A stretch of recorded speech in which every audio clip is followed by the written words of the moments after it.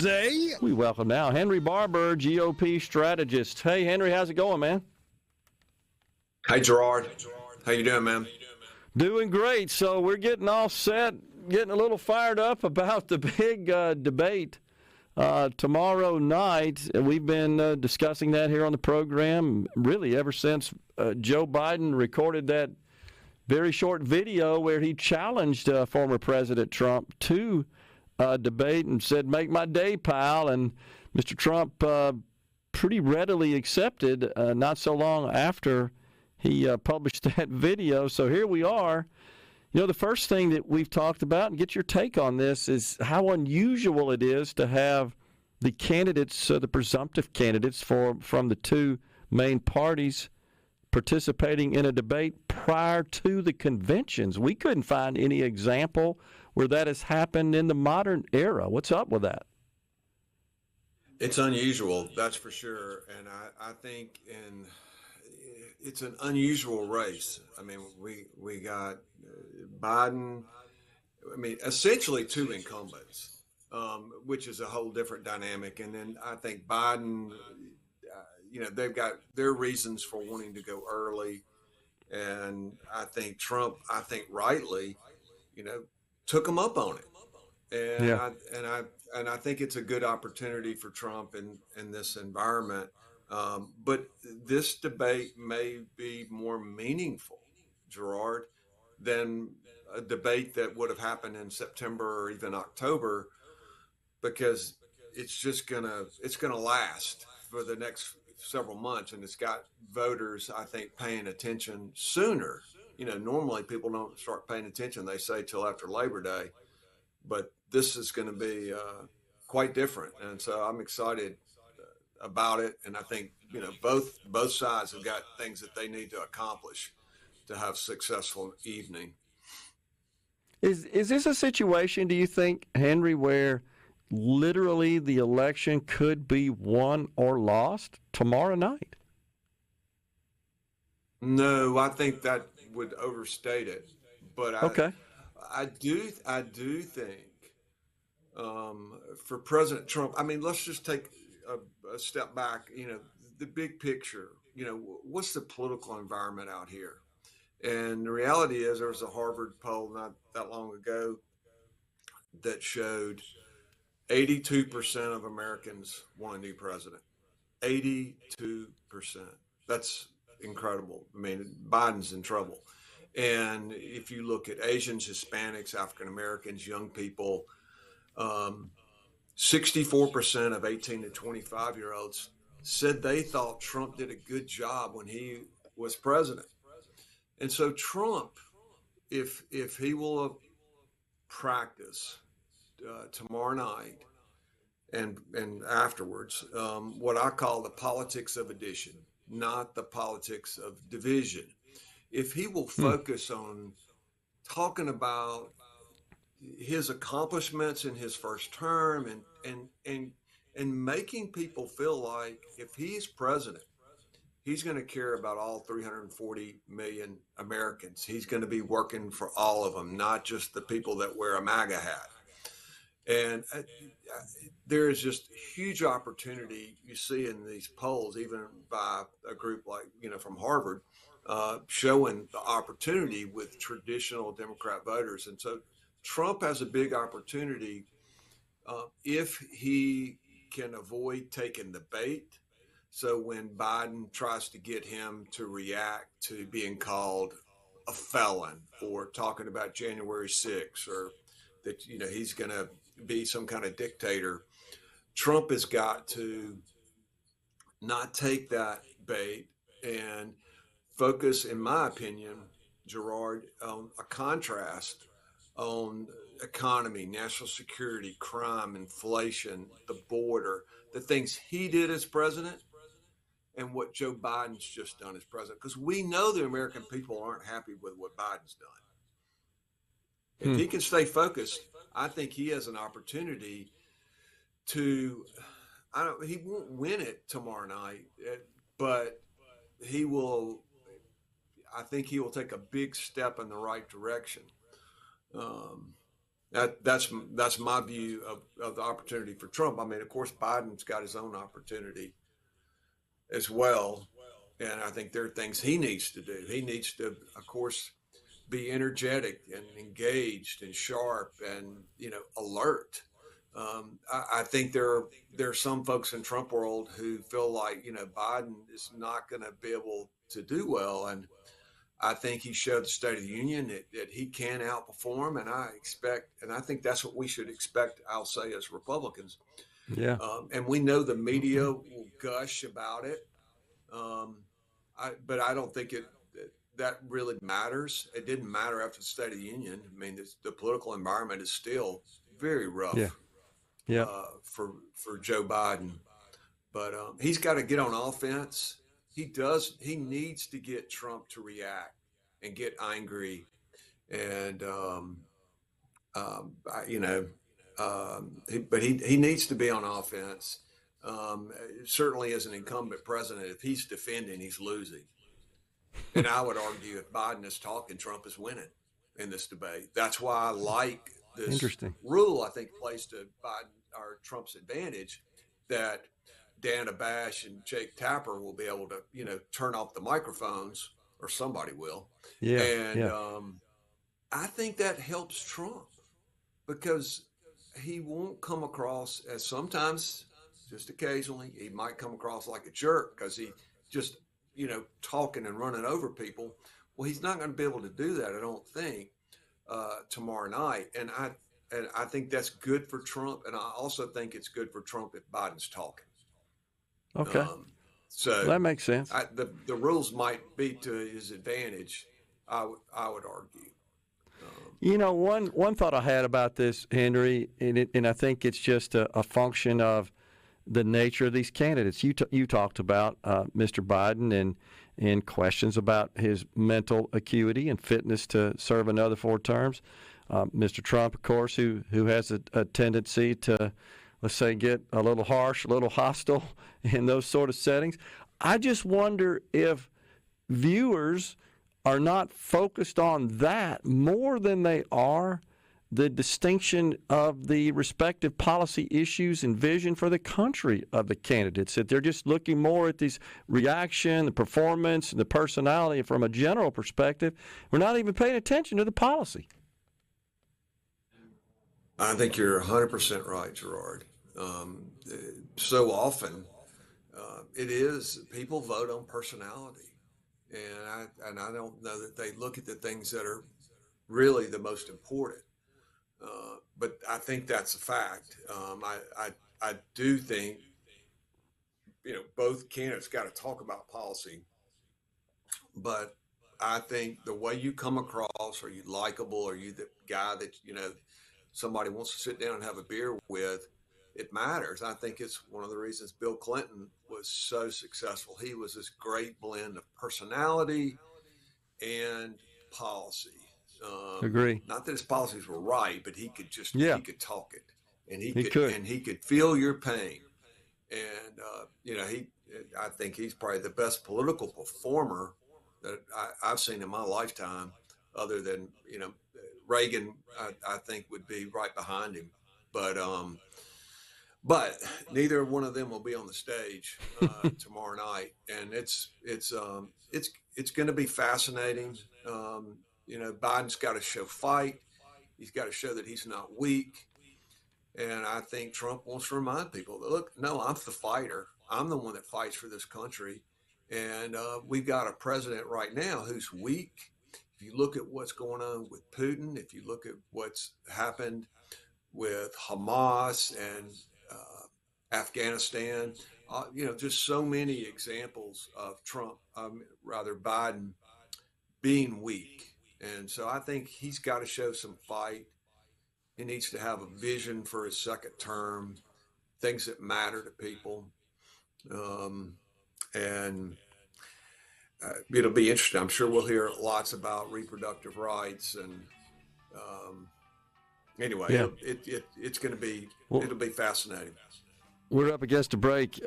If you can hang around, Henry, we'll catch you on the other side. I got some more questions for you because there's a whole bunch we could talk about with respect to this. And then, of course, we got an election coming up and want to get your thoughts on that and the conventions in between. You hang around with us? Yes, sir. All right, we got Henry. Yeah, we got Henry Barbour, GOP strategist, on with us at midday. Stay with us. We're coming to the studio. We're visiting with GOP strategist Henry Barbour. So, Henry, you were saying that you really didn't feel like that this could be a make-or-break moment for the candidates, the debate tomorrow night. One thing that is a little unusual, is it not, that the next debate will be held in September. So we've got a fairly long period of time separating two debates. So, historically, if a candidate performed poorly, a lot of times they're back on the stage a week or two later, and maybe they can sort of redeem themselves and recover a little bit. But, you said earlier that, this is going to be one that will get a lot of analysis post-debate, and I totally agree with you. But I think what's different here is we're going to have 11 weeks to talk about this one and to analyze it, and to, I guess, just make kind of a call on where we stand. Yeah, in campaigns you have limited number of big moments, and debates are a big moment. The other thing that is a big moment are conventions. And so the Republicans will be in Milwaukee in the middle of July, and then the Democrats will be in Chicago in early August. And so between those debates, you will have those conventions, and that will be a big opportunity. And arguably, just as important as the debates, but it is unusual.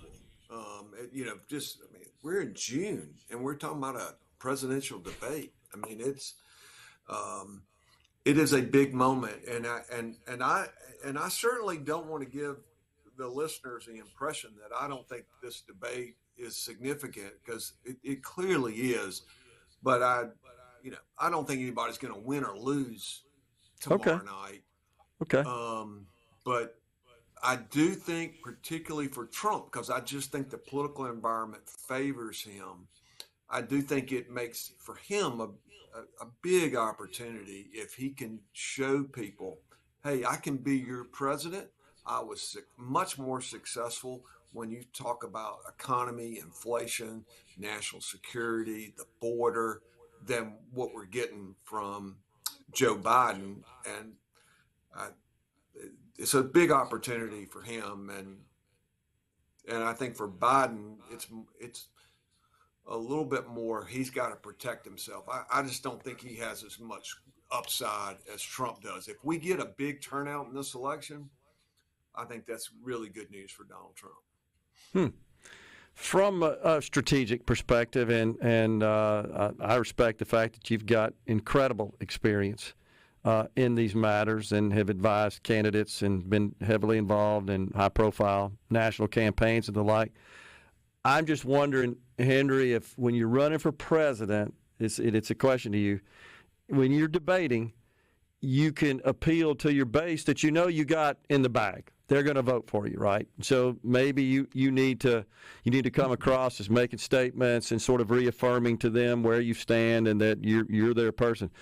But really, where the deadgum elections won or lost are those that can go either way in about 4 states, right? I mean, from a presidential election perspective, I've said on the show, if you really dig into the numbers from 2020, it came down to about the number of people that you can put in Bryant-Denny Stadium on a SEC football weekend.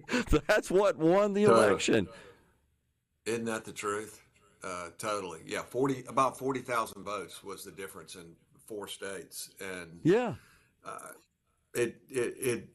so this turnout really matters, and getting your people out.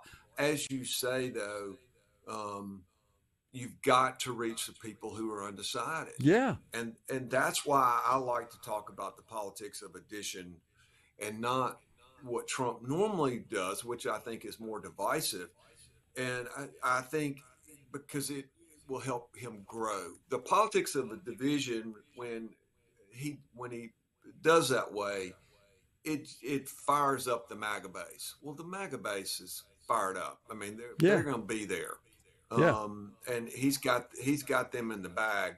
Um, but it's these more more so college educated suburbanite voters that he lost in 20, that he had for the most part in 16.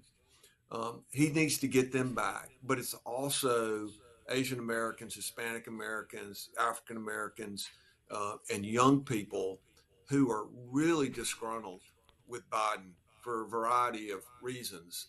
Um, and he's got an opportunity there. So I think the more inclusive that Donald Trump is, the more positive, the more focused on the issues that people care about, particularly the issues that tend to unite folks, such as the economy and crime, inflation. Um, I, that's just a big opportunity for him, and we'll see. It's going to be fascinating. One thing that Mr. Trump, I think we'd both agree on, was very good at, and I personally believe won him the election in 16, is he and his team get that, you got to go to Michigan and Wisconsin and Pennsylvania and Arizona and in Georgia now. That's where the election is won or lost. And he's been conducting rallies in those states, Henry. So it feels like he's following that strategy that won it for him in 16. Yeah, he surprised folks. That was the first time since George Herbert Walker Bush had won in the Midwest for a Republican. And Right. so he really surprised and stunned people late that night when those states started coming in. It was like, oh my gosh, he's going to win in He's going Wisconsin. to He's win. going to win in Michigan. And he did. And he is he remembers that. And I guarantee you, Hillary Clinton remembers that she blew off, Wisconsin late, Yeah. and she made, in many respects, she lost 16 as much as he won it. Yeah. Good Um, point. Yeah, but totally agree. uh, He's doing it again, right? but He's following that playbook again, and you would think that he should. I totally agree. And the Midwest is going to play big, and he is spending time there. And the reality is, President Biden is much more limited in the sort of active campaigning he's going to do. I mean, you see, he never really gets in front of the press in any kind of, rarely in any sort of press conference.